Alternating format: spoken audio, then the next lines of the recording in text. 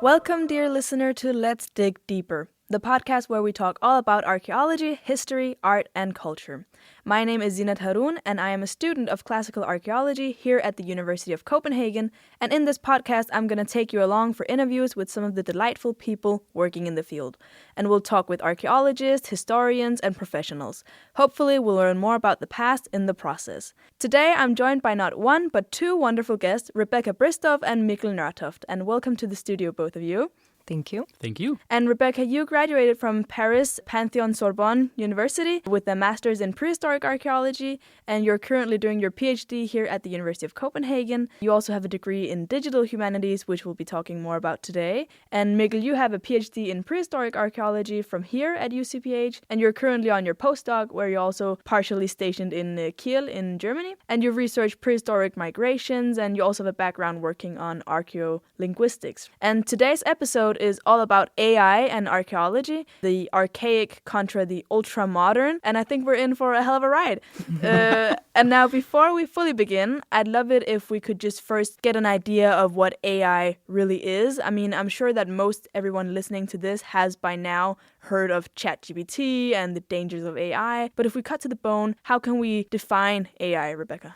Yes, so in very simple terms, AI is a system that imitates human abilities.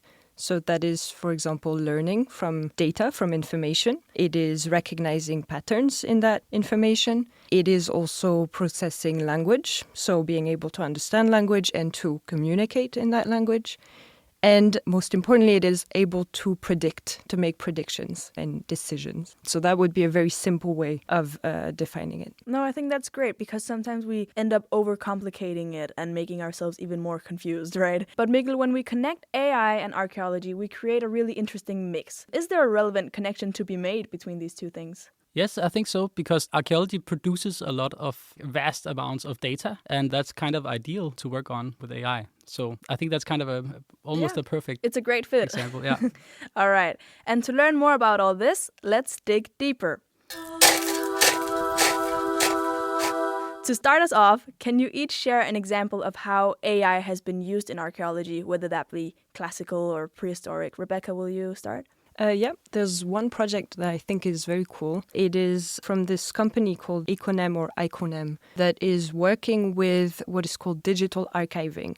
So, for example, there is this ancient city in Palmyra in Syria that was destroyed by ISIS in 2015. And so this company got drones to take pictures of the area and used AI to reconstruct it digitally using 3D modeling. So this is a really great way to preserve sites that might be threatened by war or conflict or even natural decay. So I think that is a very promising way of using AI. Yeah, for sure. Do you think of another? Yeah, so there's a lot of studies that use AI to look at satellite images, for example, or even historical maps to identify sites or features. So like grave mounds on historical maps, then they train them on the signatures, and then they can like mass identify them. Yeah. So that's quite exciting. I think it's happening both in Jutland, I think they have an element of this, and also in Schleswig-Holstein. Both some elements of, preservation in yours and then also identification as well, right? Yeah, okay. Well, now I'm not a complete stranger to AI myself, and I have sometimes used it as a student, but I'm very far from being an expert. And I do know that there are different types of AI, like generative AI and large language models. Mikkel, can you maybe give a short introduction in super simple terms to the different types of AI and how archaeologists might be working with them?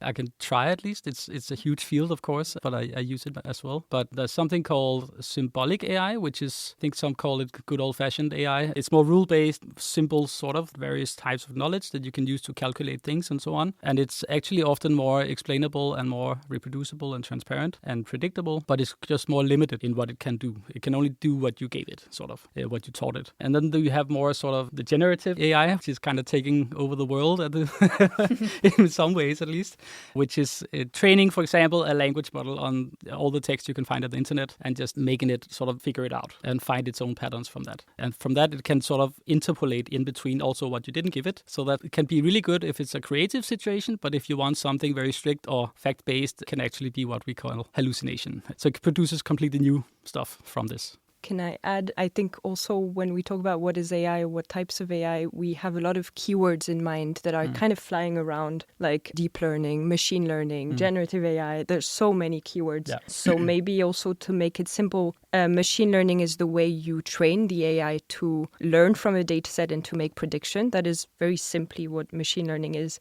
And then there is a much more complex version of machine learning, which is deep learning. And within that is generative AI. But it is all kind of a bit like Russian dolls, basically. Yeah, so it's like one inside of the other. Yeah, It just pretty continues much, all the way through.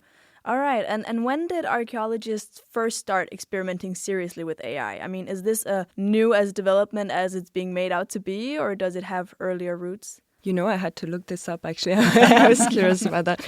So archaeologists are always really good at being ahead of the wave, if you can say that, like being very nerdy and using all the new technologies. So we have started using AI since the 70s. Wow. But I would say that was probably quite experimental. And it seems AI really took a bit of a turn with the appearance of what we call geographic information systems. Yes, GIS, right? GIS, I yeah. remember from the course. Yeah, exactly. So what allows us to make maps, to make spatial analysis. So in that case, AI has been very useful because it's like Mikkel was saying, it was useful to predict where potential sites were. So I would say, yeah, since the 90s, it kind of started growing. And then, of course, the last decades have been very, dynamic in terms of especially generative AI. Yeah, and early on more in this sort of more traditional machine learning type where now the whole generative wave is being used more and more. Yeah, so it's sort of gone from this very only the nerds know it to now it's more like a commonplace thing, Yes. right? It's almost like everyone in society has like some level of idea of what it's about or has at least heard the term, which is more than you could have said, at least in the 70s, I imagine. And there is more training now also, right? Archaeologists like PhDs like us can follow courses, so that is quite new, yeah. And also on conferences, you can really see the difference. Most big conferences in archaeology now have element of maybe a session about AI or maybe more of them, where you wouldn't see that very much before. Yeah, it's taking up more space, right? Yeah. And one of the more positive aspects to AI is how it can complement or even vastly improve on human work. And are there any surprising discoveries in archaeology that have been made possible by AI that we might otherwise not have found via traditional methods? There was a study looking at geoglyphs in Peru where they used a lot of, I don't remember if it was satellite or aerial images. I think it was satellite, yeah. Where they found like a lot of new, like I think maybe 300 new of these weird geoglyphs, like drawings in the ground. And geoglyphs are these mounds, sort of, right? It's more like drawings, I think. Shapes. I'm not an expert in this at all. In southern, I looked it up. In southern Peru, they made these like gigantic drawings of creatures, and the way they did it is because it's a desert, right? Yeah. So they moved like the pebbles, and this reveals the white sand underneath, and so it creates these massive drawings that you can see from like a helicopter. It's very cool. It's very cool, yeah. So that's quite huge, I would say. Yeah, and that's something we otherwise never would have even noticed by ourselves, right? Yeah. And you mentioned at some point also the scrolls. Oh yeah, that's one that I find really cool. Is so there's this ancient city, Roman city of I'm not sure how you pronounce it in English, Herculaneum. Yeah, Herculaneum. Yeah, that is right next to Pompeii. That you might have heard was covered in ashes by a volcano eruption. So Herculaneum was the same, and this means that we found a lot of scrolls there that were covered in ash, and they were also closed, right? So there was no real way of manually just opening them and reading them. So they used AI in order to 3D scan them, to open them digitally and then read them. So that's very cool and not something we would have been able to do ourselves. Yeah, I've actually seen that. That's information that otherwise would have been completely lost, right? Yeah. If a human tried to open it manually, it would crumble. Yeah, exactly. So being able to scan it like that unveils a lot of information. And Rebecca, from a digital humanities perspective, how do you see AI reshaping the way we approach archaeological research? I mean, we'd already talked a little bit about the possibilities, but what changes is AI making to the humanities as a field? Yeah, that is a huge question. I think also because maybe there is a difference between field archaeology and archaeology research also there might be different answers for these two types. So because for field archaeology, I don't think it will necessarily reshape archaeology because our job is basically to learn from the past by excavating and analyzing. And whatever the tools are, this is still the core of the discipline, right? So I do think it will definitely accelerate research, make everything a bit faster and easier.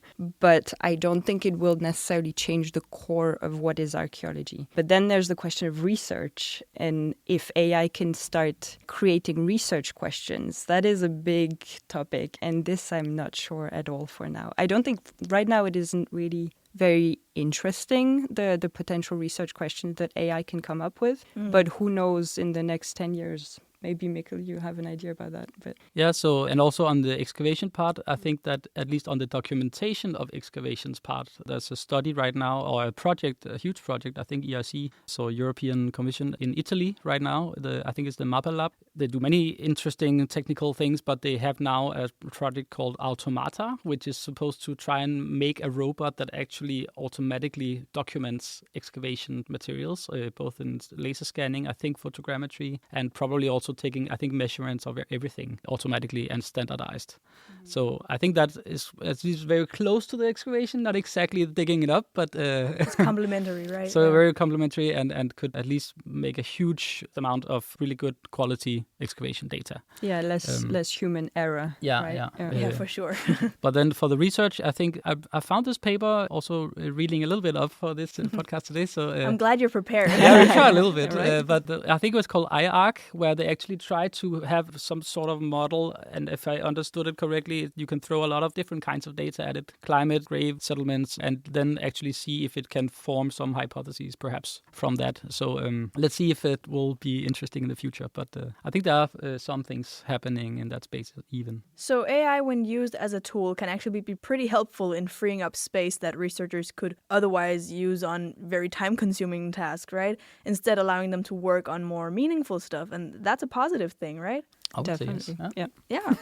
And since it seems that AI is clearly here to stay, how do you think it will shape the humanities in the long run? What will our definition of expertise be in 10 or 20 years when things that have otherwise taken so much time to perfect now become something that is easily automated? Yeah, I can try and give a shot at that. It's hard to predict the future, of course, but I think the critical skills, source criticism and all that stuff that we learn in the humanities, of course, is going to be really, really important because you get so much information now from, you have the internet before, but now you also have this extra AI layer which just generates more and more information in insane amounts. So you need to be able to really filter through all that and see what's good or bad, true or not true. So I think that ability is extremely important. And then being able to take your combined theoretical models and so on with digital skills, I think is going to be a very important thing as well. And I think a lot of traditional archaeologists can actually use AI a lot to learn new, more technical skills much easier. Yeah. And it does help us also, define what it is to be a researcher. And I totally agree about that we are so critical and that our purpose is to interpret, but critically, data. That is very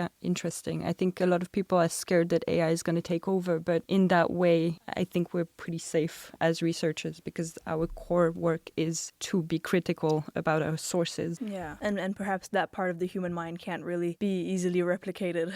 At least not yet. Yeah, let's see. Yeah, but not yet. And I also think just breaking down the disciplinary barriers because it can help you now to read any paper, basically, and understand, at least to get a grasp of it, right? Also something I was thinking, I hope it's not a total tangent, but I was thinking of also the fact that a lot of our research and our conversations happen in the workplace, in the office or in conferences, are not necessarily published or they end up published eventually. But I think that's also interesting that AI doesn't really have access to that very new knowledge, right? It usually has to sort of use already published sources or stuff that is available, right?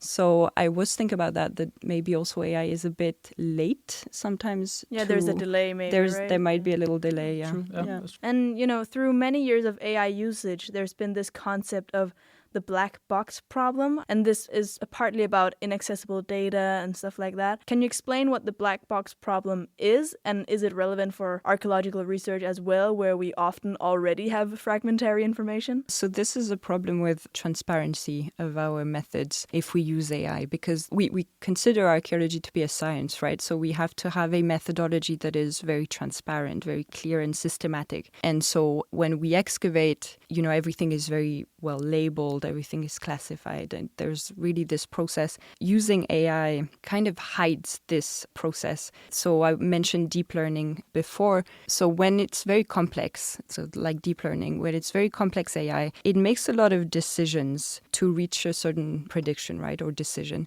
It makes thousands and thousands of these tiny little decisions, and it's very difficult to go in the black box and figure out how it reached a certain point. So this means scientifically it's very problematic, because the whole point of our research is to be reproducible for others, to know what process we went through. So that would be a problem. Also, because our data is very fragmentary, it's not necessarily complete, so this may lead to interpretations that are not really accurate. So, yeah. Have there been any attempts to sort of get around this problem? Or I think it's very difficult. There was just a conference in Kiel recently, and we had an AI session there as well. And there's also some really big projects that throw a lot of data into this and so on. And they also got this question, and it was a little bit uncertain how much they could actually be certain how the result would be produced, or if everything would be explainable in the same way. And I think it will come, and I think there are some studies that try to implement sort of some decision trees or things like that for the AI to sort of be able to better show how it reasoned about something, or how it came to some conclusion, or what it was doing in the meantime. But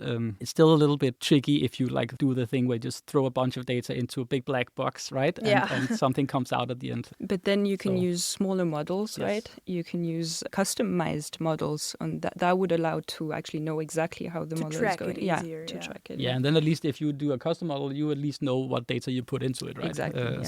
So I think it's very important that you understand the data you give it, because then you better would understand the results or the output. But also, as you say, Rebecca, one of the purposes is to sort of share the research that we do, right? And if you share it, but the steps in between are sort of veiled in mystery, other researchers can't very well verify that what you've said or what you are presenting to them is even true, right? Exactly. Yeah. And there are also other issues in using AI, like the new tech's environmental impact. It's said quite often that one ChatGPT inquiry requires as much energy as 10 Google searches or something like that. Something that quite naturally has an effect on our climate, considering the amount of electricity that has to be produced for these tools. But is sustainability something that we as archaeologists should also consider when working with AI tools? Yes. Please, yes. I think anyone using these AI tools should think about this and try to somehow see if they use it, can they do something else in their life that's not as like maybe less consumerism, less fast fashion, maybe eating less meat or flying less, or anything you can think of that would sort of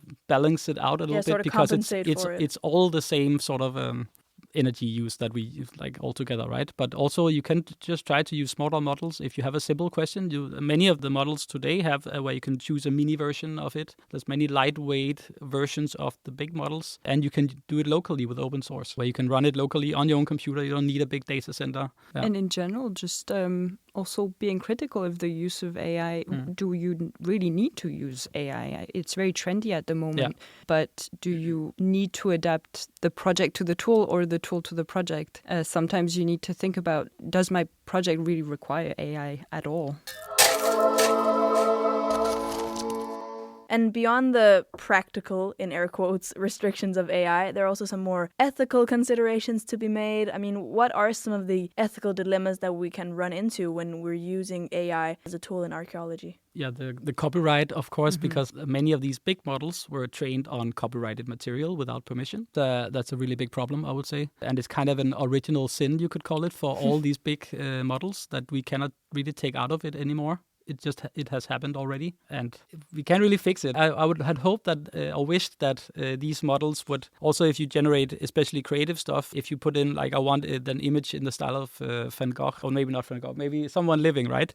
They would actually maybe pay some royalty to that artist. Would have been great if it had some mechanism like that. Like if you do streaming on Spotify, which is a bad example, they do really bad payments to the artists. But I don't know if it's technically impossible or why it has not happened, but I have not seen it anywhere. That could have actually diminished a lot of this big copyright problem, I think. Yeah, because I've heard a lot of artists really be very upset about the way AI is using their work and not allowing them to actually profit off of their own work, but giving that opportunity to everyone who is then illegally actually using their work, right? Yeah. Also, something that I find a little scary is who owns the results that AI comes up with, the interpretations, who owns them? Because is it the researcher that owns them? Because they're the ones who have maybe given the data to the AI, but maybe the model belongs to a specific company. So does the company own these results? I think that's also a pretty scary question for researchers. There's been some legal actions on this, I think, and if I remember correctly, and I think they decided that kind of nobody owns it really, or like it depending on what it is, I think. But I think you are responsible for the output, no matter what it is, and therefore you can say that you own it, but you also own the responsibility, right? Yeah. At least you cannot give any responsibility to an AI model. No, so you get basically both of those things, right? Because that you could say, well, it was ChatGPT who told me, but that's on you that you used it. But it is really new ground that we're covering as well, right? So that's also why there haven't been made these regulations yet, because lawmakers can't really keep up with every time they actually then regulate something, then suddenly there are 10 new things they sort of have to decide on. Yeah. So it's sort of this never-ending race against technology. And maybe that's where the human ability sort of comes to a short stop, right? We can't keep up with how fast it goes. Definitely. And on the topic of transparency, there is also the question of whether we can truly trust the output that AI gives us. I mean, we've already talked a little bit about that. But I mean, even on a student level, there have been times when I've had to correct ChatGPT and be like, actually, that's not true. The information you're giving me is something I know for a fact is incorrect.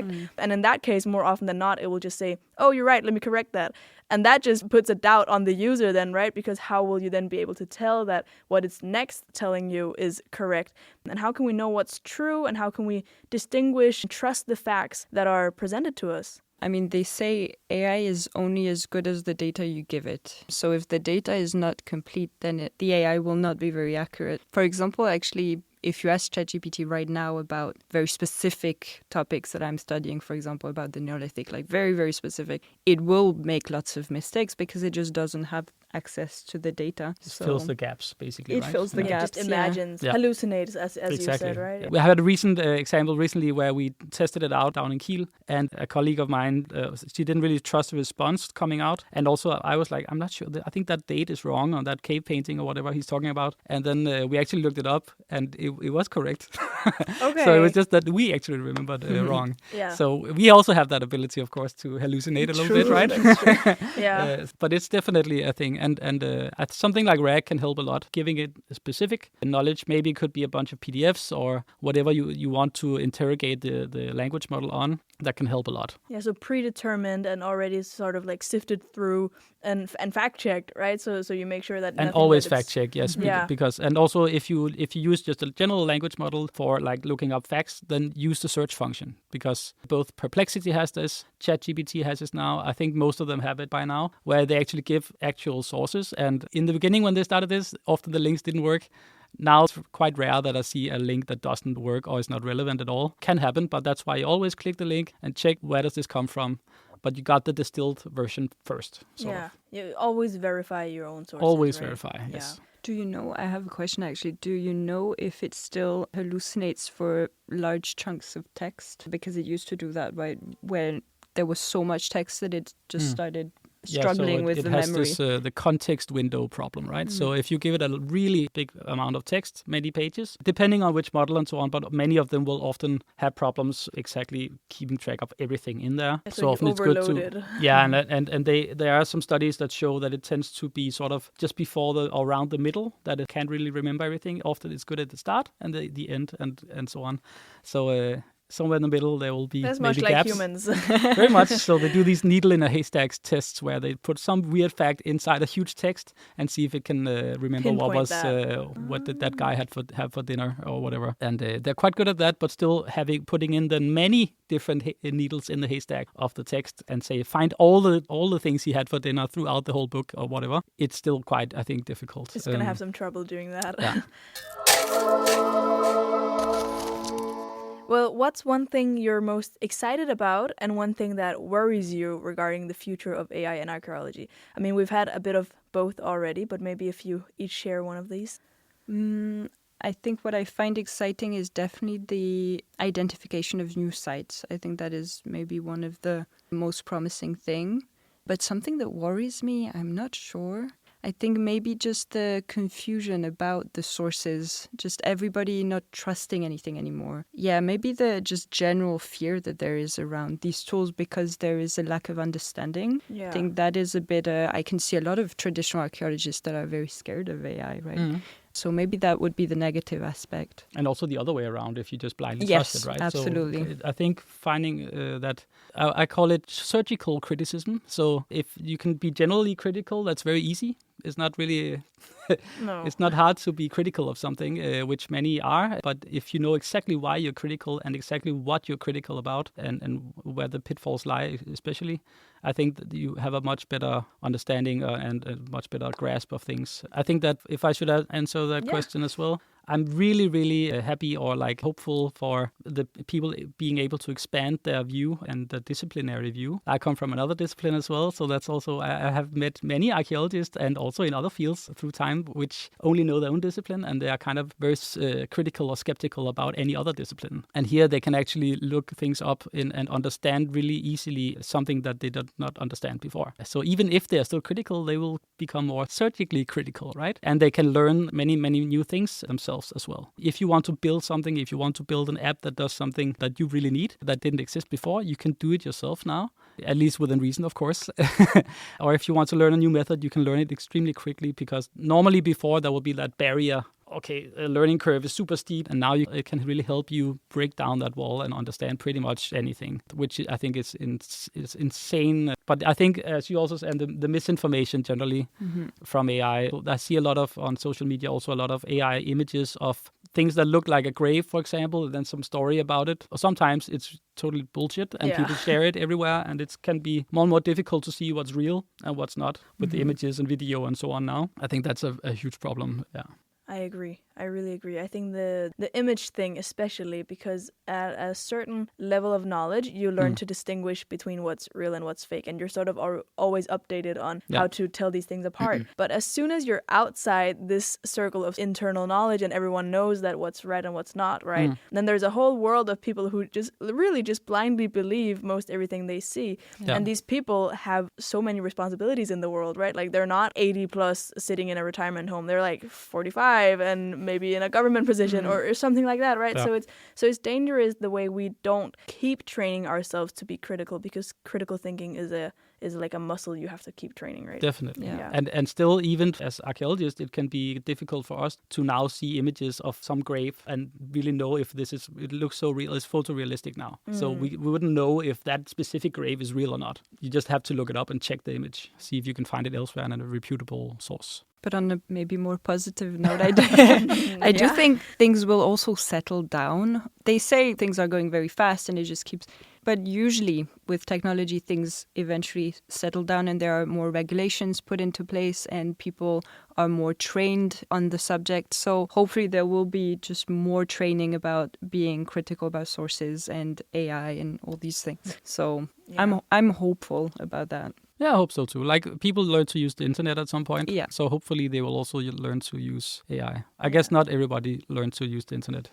But maybe that's why we have the problems we have in the world today. I don't know. No, but it is interesting, though, this sort of idea that at every technological advance, there have been people who have been really for it and really against it. I mean, I imagine that even when they invented clay tablets, someone was like, no, the kids won't remember how to sing and read anymore. But now they'll just be writing it on clay. So you know, this is maybe just a human instinct and sort of an aversion to change, really. I think actually in like many Celtic like sources or many things we know about Celtic is written down by Romans or other groups, because many of them at least didn't want to learn writing. They were supposed to be memorized everything. So that's actually a really good example of where new technology is not adopted by a specific group. Yeah. And what will sort of come of that, right? Yeah. And we do really live in interesting times, and we're both trying to define what AI is and trying to regulate it, while it's also simultaneously evolving more and more each day. But I think we can agree that it is becoming a part of the academic condition, right? And so my final question to you is if you can each share a rule of thumb when working with AI tools, whether that be on a student level like myself or as a researcher or professional, to just sort of be better in working with AI. I would say to always remember AI is a tool. I think there's a tendency to think that AI can do everything. It really can't. So that it is a tool with advantages and disadvantages. the disadvantages, we haven't talked that much about sustainability, but that is really something to remember, that it is very often very unsustainable. And there are many advantages, but I would, just as like a general idea, I would say that you should always think of what is the project first and not just want to use AI for everything and adapt AI to the project. That would be maybe my end idea. Yeah, and I think as a student, for example, just don't get it to write your assignments or whatever, because you are missing out on all the good learning doing that. I think it's fine to use it in the process, but use it to learn. So you internalize all the things that come out of this process and use it for sparring and all that. But check the sources, check everything that comes out of it, and use your voice, because when you write, that is your voice, and it's extremely important. And if you let it write for you, you lose your voice. Yeah. Thank you for these insights. I think it's really valuable for our listeners to learn these things as AI is becoming more and more a part of our world. And before we fully wrap up, I'd love it if you guys could each do a quick summary of what we've talked about. What should be some of the key takeaways that our listeners should take with them from this episode? Maybe just one thing each. Yeah. Oh, wow. Should I start then? Yeah, go ahead. Yeah, I think one thing is AI is not going away. It's here to stay. So learn to live with that existence and that world where it is here, and learn about it. Even if you don't like it, then it's better to learn why and what you don't like about it, and be specific and so on about that. And use it to learn, but also check everything. Yes. Yeah, inform yourself as much as you can. And to summarize everything, I don't know, it's probably an AI for that, but... we'll ask ChatGPT to do it.